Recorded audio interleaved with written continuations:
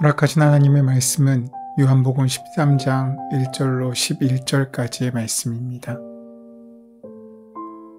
유월절 전에 예수께서 자기가 세상을 떠나 아버지께로 돌아가실 때가 이른 줄 아시고 세상에 있는 자기 사람들을 사랑하시되 끝까지 사랑하시니라. 마귀가 벌써 시몬의 아들 가룟 유다의 마음에 예수를 팔려는 생각을 넣었더라. 저녁 먹는 중 예수는 아버지께서 모든 것을 자기 손에 맡기신 것과 또 자기가 하나님께로부터 오셨다가 하나님께로 돌아가실 것을 아시고 저녁 잡수시던 자리에서 일어나 겉옷을 벗고 수건을 가져다가 허리에 두르시고 이에 대야에 물을 떠서 제자들의 발을 씻기시고 그 두르신 수건으로 닦기를 시작하여 시몬 베드로에게 이르시니 베드로가 이르되 주여, 주께서 내 발을 씻으시나이까? 예수께서 대답하여 이르시되 내가 하는 것을 내가 지금은 알지 못하나 이후에는 알리라. 베드로가 이르되 내 발을 절대로 씻지 못하시리이다. 예수께서 대답하시되 내가 너를 씻어주지 아니하면 내가 나와 상관이 없느니라. 시몬 베드로가 이르되 주여, 내 발뿐 아니라 손과 머리도 씻어 주옵소서. 예수께서 이르시되 이미 목욕한 자는 발밖에 씻을 필요가 없느니라. 온몸이 깨끗하니라. 너희가 깨끗하나 다는 아니니라 하시니 이는 자기를 팔 자가 누구인지 아심이라.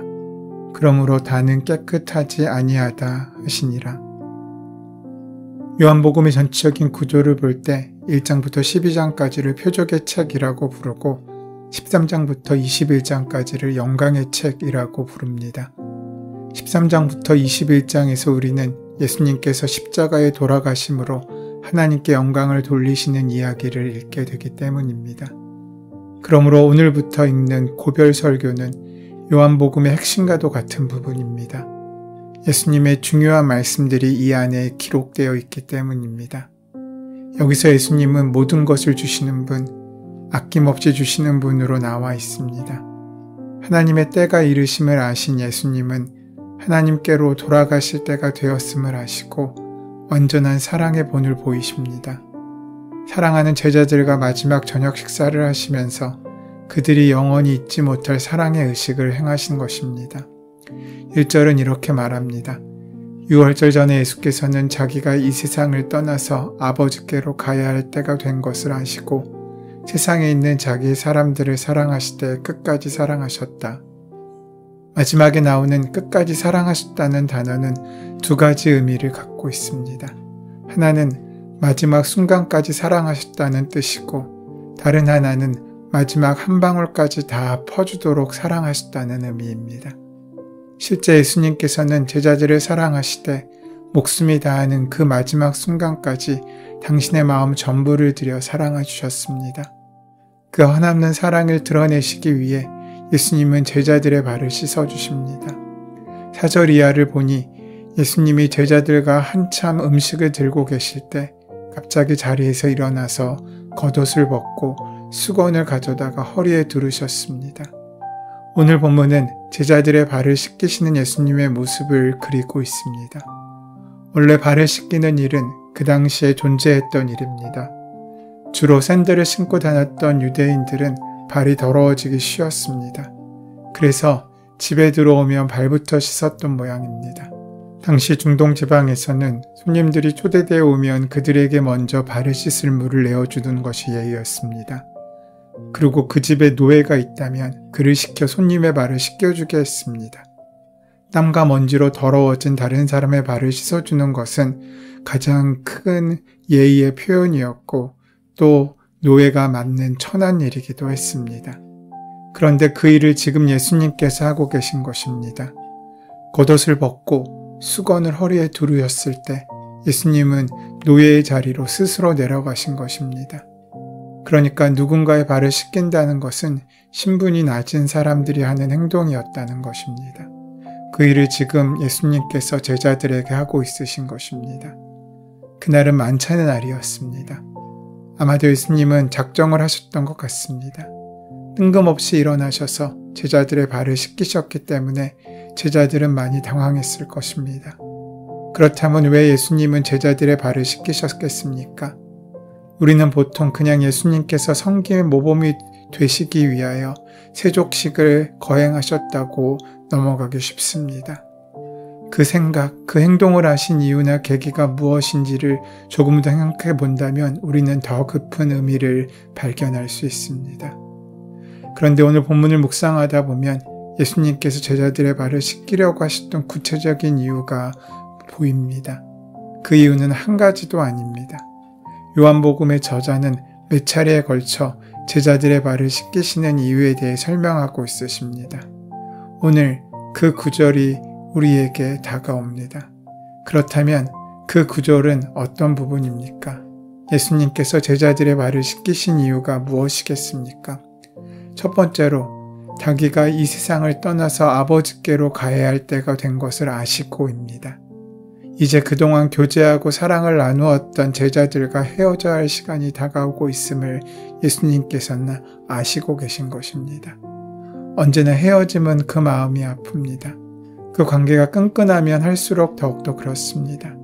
이 장면에서 예수님의 인간적인 면모를 발견할 수 있습니다. 슬프고 아쉬운 마음이십니다. 헤어짐의 아픔을 느끼시고 있으신 것입니다. 그때 남겨주고 싶으신 것이 바로 사랑의 증표였을지도 모릅니다.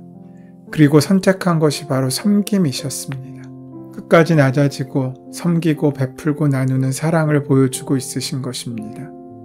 두 번째는 가룟 유다가 자신을 팔아 넘길 줄을 아시고입니다. 이것은 또 다른 의미에서의 아픔입니다. 헤어지는 것도 슬프고 아쉽지만 배신을 당하는 것은 더욱더 아프고 슬픈 일입니다. 그것도 믿었던 사람들에게서 받는 배신이라면 더욱더 그렇습니다. 혹시 우리가 남이 우리를 배신할 거란 사실을 미리 알았더라면 우리의 행동은 어떻겠습니까? 여러분이 어떨지는 모르지만 저라면 아마도 그 배신을 무력화할 어떤 반격을 생각하고 준비했을지 모릅니다. 배신은 나쁜 일입니다. 그래서 응징을 해야 합니다.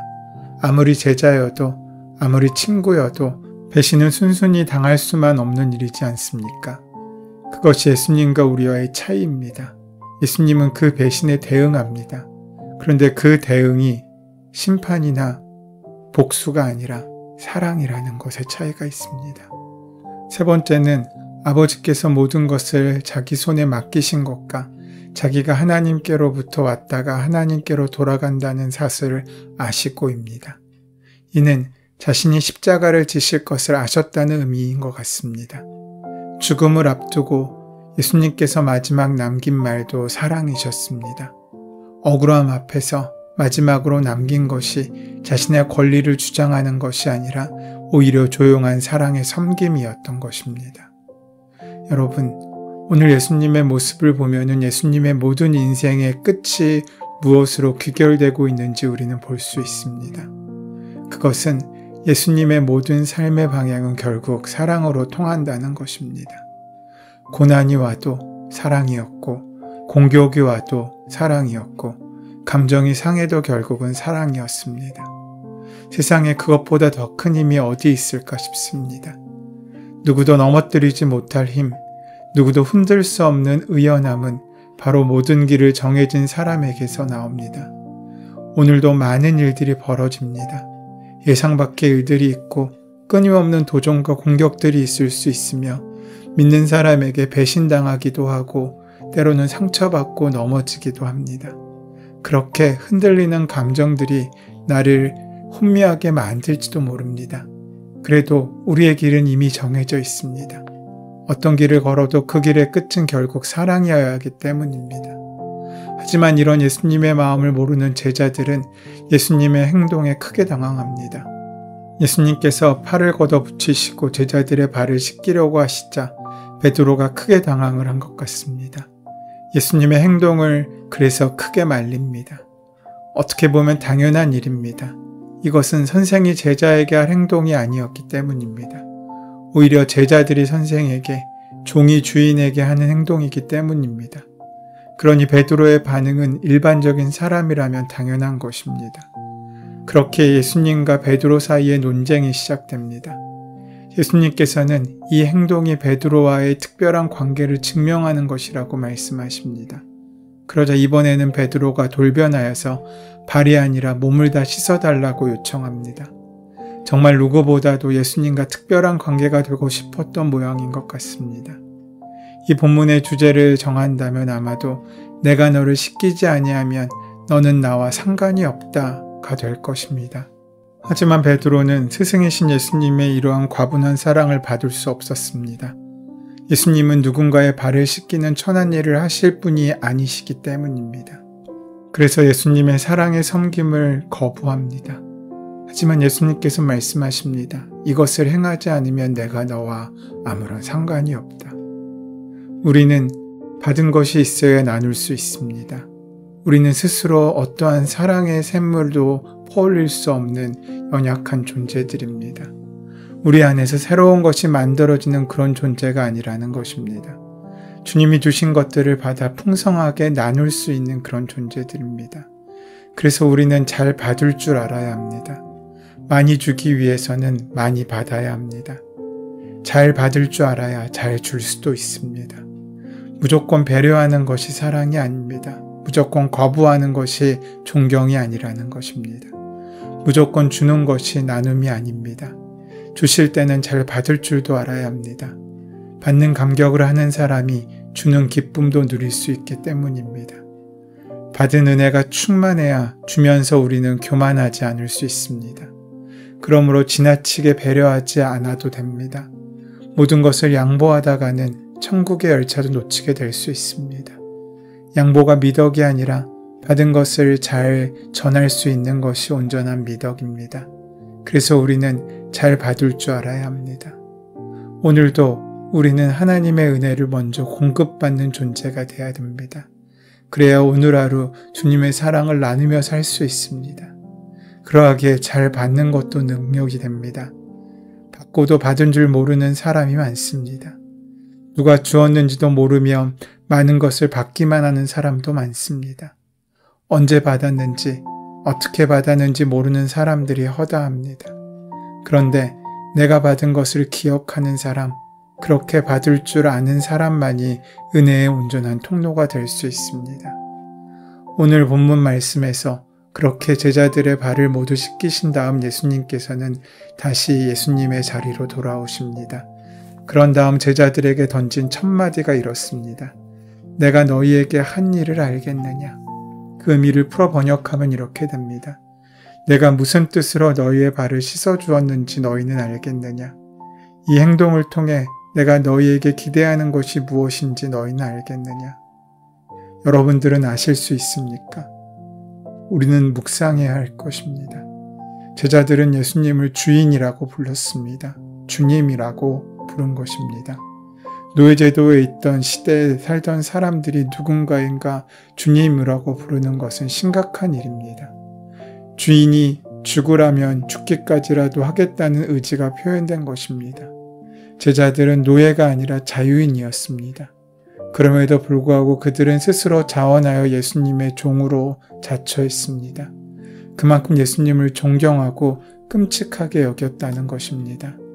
그만큼 높이 존경에 맞지 않았던 예수님이 자리에서 일어나셔서 겉옷을 벗고 수건을 허리에 두르고 대야를 가져다가 스스로 종된 제자들의 발을 씻어주신 것입니다.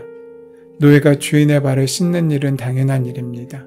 하지만 주인이 노예의 발을 씻는 일은 상상할 수 없는 일입니다. 그런데 그 일을 지금 예수님께서 감당하신 것입니다. 예수님은 그러한 관계를 뒤집어 놓으셨습니다. 하나님 나라에는 신분의 높고 낮음이 없다는 뜻이고 하나님 나라는 신분 상승의 욕구를 불태우는 것이 아니라 낮아짐의 미덕이 역사하는 곳이라는 뜻입니다. 오늘 주님께서는 그러한 은혜의 자리에 우리를 초대하십니다. 당시 발을 씻기는 일은 가장 천한 사람의 일이라고 말씀드렸습니다. 예수님이 제자들의 발을 씻기신 것은 가장 낮은 모습으로 세상에 오셔서 인간의 죄를 씻어주고자 하신 성육신하신 예수님의 사명을 보여줍니다. 제자들은 주님의 말씀을 온전히 이해하지 못했지만 이 의식으로 제자들은 주님과 하나 되고 연합하게 되며 십자가까지 나아갈 수 있게 된 것입니다. 오늘 우리를 사랑하시는 그 사랑을 기억하시기 바랍니다. 주님의 사랑은 결코 멈추지 않으십니다. 끝까지 사랑하시는 그 사랑으로 말미암아 힘을 얻고 오늘 하루도 사랑으로 이기시는 귀한 삶을 살아가시게 되기를 소원하고 축원합니다. 은혜의 주님, 오늘도 말씀을 통해 구원자시요 주인이신 예수님을 알아가게 하시니 감사합니다. 우리를 사랑하실 때 끝까지 사랑하시는 주님의 마음을 헤아려 우리 역시 끝까지 주님을 사랑하며 주님의 사람들을 또한 사랑할 수 있는 마음을 허락하여 주시옵소서. 예수님의 이름으로 기도드립니다. 아멘.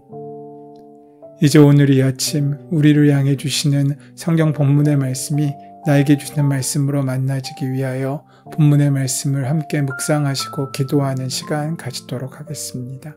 함께 기도합니다.